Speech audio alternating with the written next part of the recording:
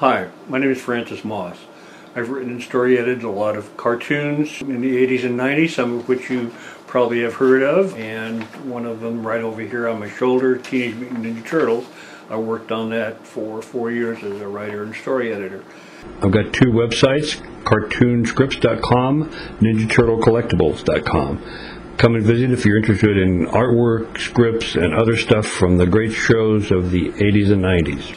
Anyway, I've been getting questions from people who've got my scripts and they have questions about the shows I worked on and so on.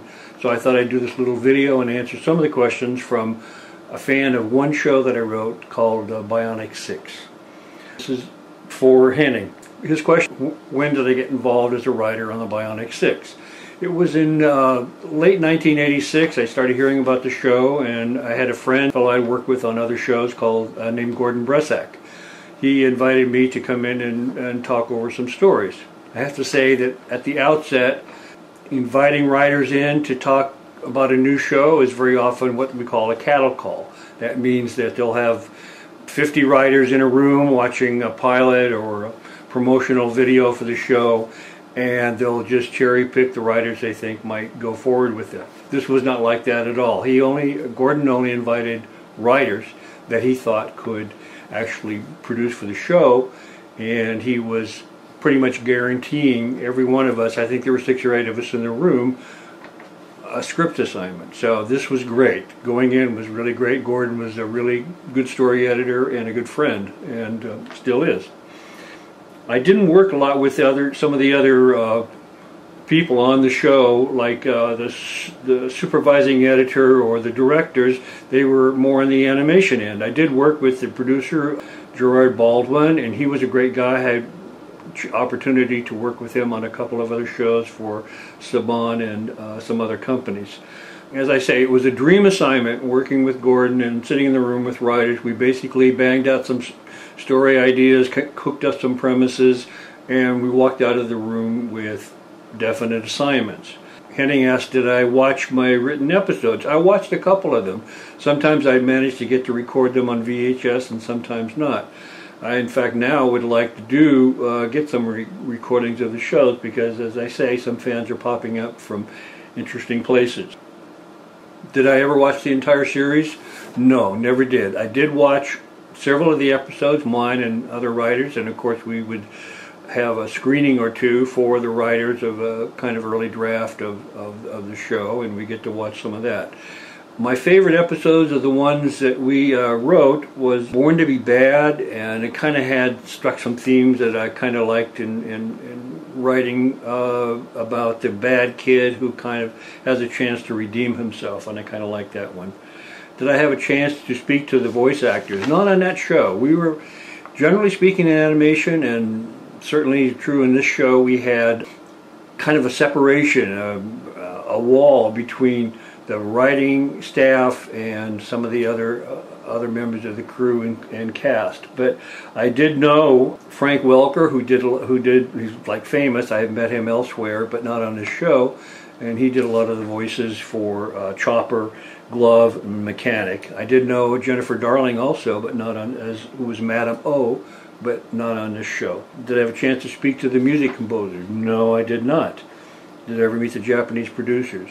No, we were at a reception and I was in a room with them. I actually never did speak to them. Was it a shock for you, the Bionic Six? Okay, this is another question. The Bionic Six and a lot of other Western animated shows featured a lot of Japanese involvement.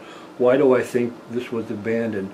Well, it's hard for me to say exactly. I think perhaps the Japanese style, kind of manga anime style, perhaps didn't appeal to as large an audience as the more traditional classic Western style of animation. It has a huge cult following, I admit that, but cult following and commercial success are not always the same thing. Do you know why the show was not a big hit?